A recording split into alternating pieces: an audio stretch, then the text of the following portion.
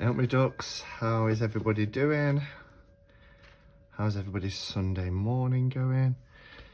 So, it's quite early actually here on a Sunday morning. I woke up really early this morning.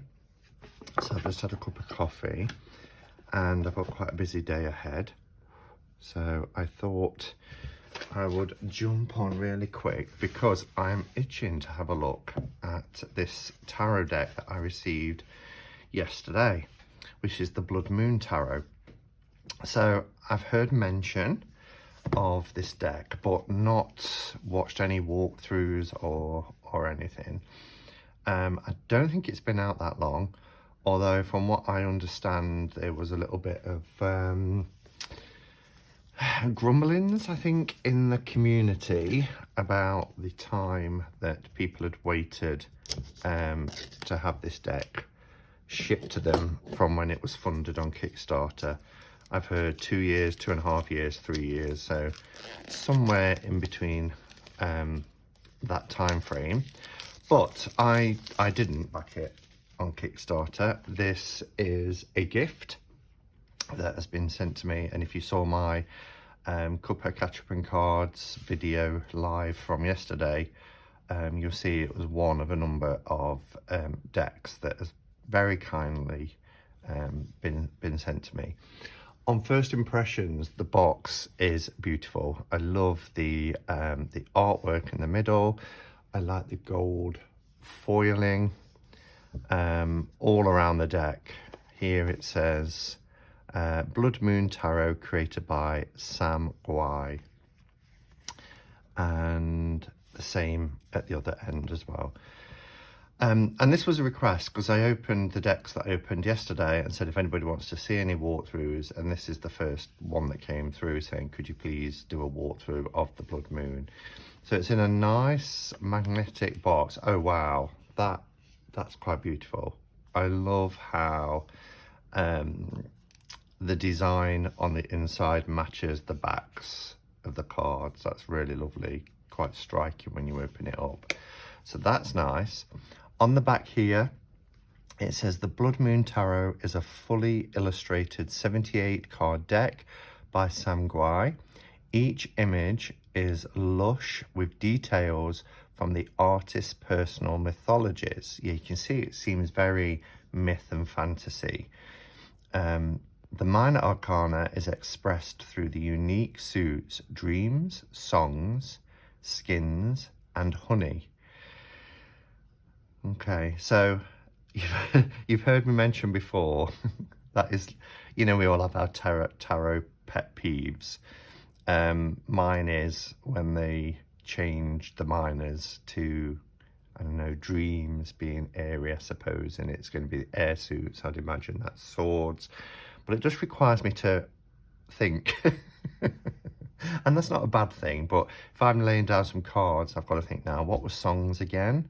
You know, if I don't use the deck a whole lot, you know, to really learn it and just use it. If it was the only deck in my collection, then I wouldn't necessarily know any different, would I? But yeah, so there'll be a reason because it's part of the theme of the card, but it is one of those little things that irks me slightly.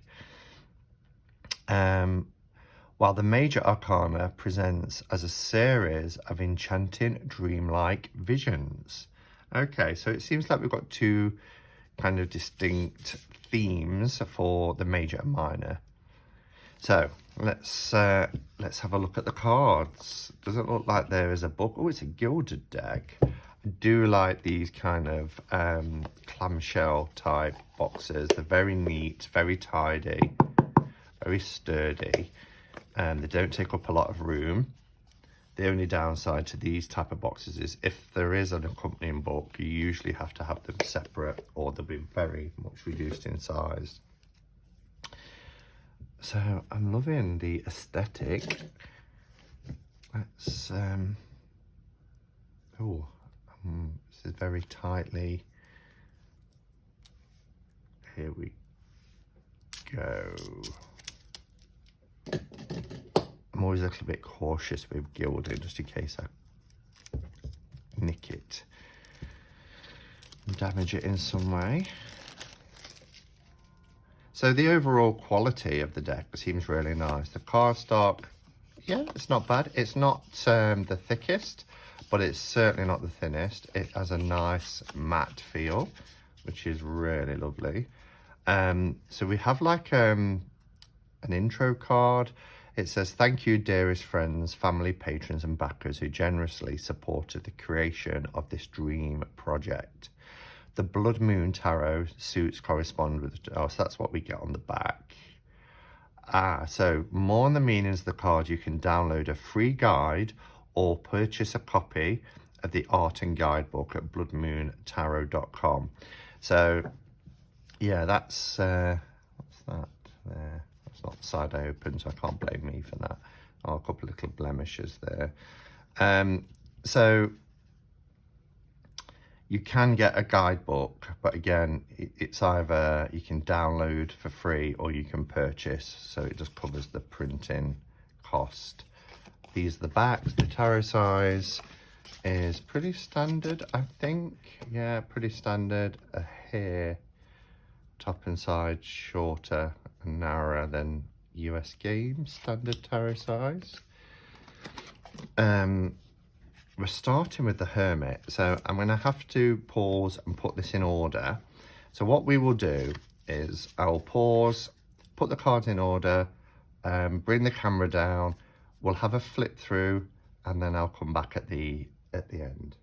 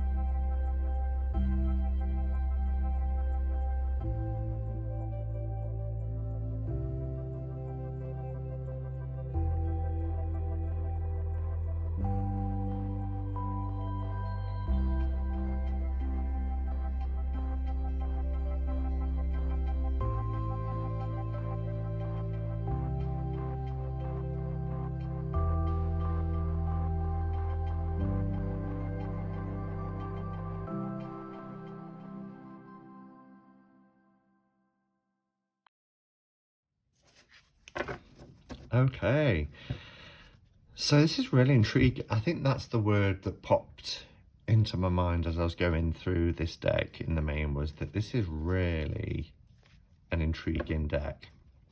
It's a nice thick deck, and you know, at first I was saying, oh, the cards aren't the thickest, but actually I found myself thinking that there was two stuck together as I put these into order, so they're actually thicker than what I first thought. So anyway, amazing artwork, I've got to say that. I love the artwork. There are some cards in particular that I was like, wow. A few others that are very detailed, and you know, I've spoken before, I sometimes struggle with too much detail. But if you are a fan of fantasy art and tarot, then this is the deck for you. It is beautiful. When we get to the minors, they are very distinctive in their suits, and not just because of the style of the border that's distinctive or the color scheme, but you know, there is a theme through there. So honey, which is pentacles, has a lot of bees naturally. The wands has lots of snakes. So if you don't like snakes, then you know, this might not be the deck, because I think it appears in every card. Shells for water, which is the songs. But yeah, just a few thoughts then, because you've seen the cards already, but I love the fall. This is an incredible fall. I love this huge doorway that's, well, they're almost like pillars, aren't they? But this doorway, this entry into the fantasy world, and look at all the details as well. It really gives you that sense of you as an explorer, as an adventurer, the innocent, going into this deck, into this world. And yeah, I think this is a sitar. I could be wrong, but this appears a few times, like in the Two of Cups, which is a beautiful, beautiful card. I love this, our High Priestess. The artwork is just stunning. Look at this for the Emperor, very earthy, which we often see that with the Empress card, but it's nice to see kind of that with the Emperor as well. So yeah, really beautiful. I love our lovers there. The Hermit I adore. I really like this. Look at this Hermit card. I'm trying to make sure it doesn't lose focus. Wow. Sitting on this precious egg. I will have to download the manual, the guidebook. But yeah, and look at the Justice card. Oh, beautiful. Really beautiful artwork. The Devil is really interesting. These feel nice together as well. The Sun card is one of my favourites. I think this is such a beautiful card. You've got the sunflowers in the background, but you know, that light from within, and it's all kind of melting and spewing out. So then we go into our minors, and yeah, so the borders change, as you can see, through each of the minors. So they are quite distinctive, and they do have a distinctive colour schemes. There's lots of pinks in our songs. So the songs is the cups, you know, so it's our water element, and you see these kind of shells and cranes, and I love that. Look how beautiful that is. You know, it's really an example of two people coming together. And yeah, I love these little peacock heads at the top as well. It has a very sort of Indian culture theme, which is beautiful, particularly with the sitar. But you know, it's just really lovely. They're playing the same song. They dance to the beat of the same drum. You know, the melody is intertwined between the two. It's beautiful. And you know, some cards you can see an RWS influence. I mean, it's not a Marseille, it's not a Thoth, but it kind of does its own thing as well. So yeah, you see these kind of these shells and the cranes and birds that you'd find near water. This is beautiful. Look at the reflection in the water.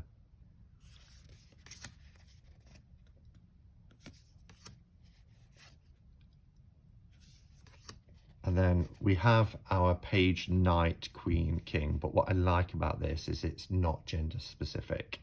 You know, you'll have female pages and knights, as well as a mix. You know, it's not, you know, all knights must be male, etc.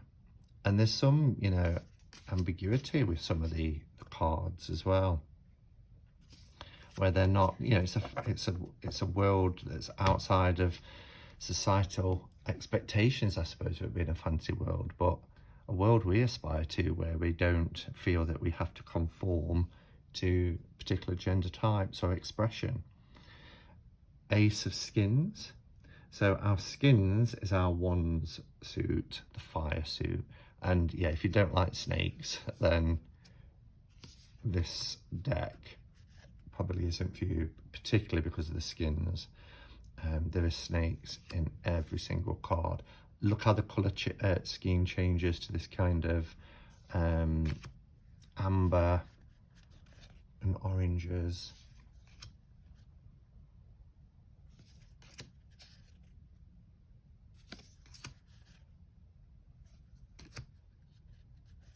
Oh, almost like it's about to bite. This is an interesting card. It's, at first I thought it was like a tattoo, but it's more like a an apparition that's appearing. There's nothing at the bottom here, same as the background. I mean, whether you like fancy art or not, then, you know, you have to agree that the artwork is, I love this King of Skins. Love it. The artwork is incredible. So, and then for dreams, so our dreams is our swords, which is air. We get a lot of eyes, loads of eyeballs in this suit. Love that. The two of swords, basically, you know, that sort of eyes covered. Still got the arm crossed, not both arms, but three, that heartbreak card. Yeah, lots of eyeballs. And I had to turn that way to kind of see that. They are resting, almost in a meditative pose as well. Yeah, really incredible. Don't think it's a deck I will use to read for others with, but it's certainly a deck that I'm pleased I've got in my collection. Had this not been sent to me, I don't know if I'd have bought it because it wasn't really on my radar. And maybe, I mean, here we have a Queen of Dreams, but yeah, I don't necessarily see a gender there. And again, here for the King. Yeah, and maybe it's because if it was 3 years ago, I wasn't really into Kickstarter. Last year was my big Kickstarter year, where I think I backed like 8 projects. I'm not a huge Kickstarter person. So Honey is our Pentacles, which is our Earth suit. And in this one, we've got a lot of bees here, because it's honey, as you can see. And the artwork is quite subtle there. It's quite beautiful. This is a gorgeous card, although again, there is this kind of obsession about things that might hurt, like the snake. These polygrammits. So yeah, so it wasn't on my radar, and you know, I didn't back it, so I didn't have that long wait that a lot of people were a little bit concerned about. It just came as a gift, and it's a wonderful gift and a lovely surprise, and it is a deck that I just know I will treasure. The face of that Queen reminds me of like a Anna Kay type art, and our King of Honey. So there you have it. It is a beautiful deck, really nice. I love, as I said, the packaging and everything with this. And yeah, do you have it? Do you have the Blood Moon Tarot? If so, what are your thoughts? Did you find that the guidebook that you get with it is a must? It's quite helpful. I'm thinking that it might be, and I'm hoping it perhaps gives an indication to the thought process behind the artwork, the intention of the artwork, etc. So there we have it. Thank you for watching, guys, and until next time, go in peace. Namaste and blessed be.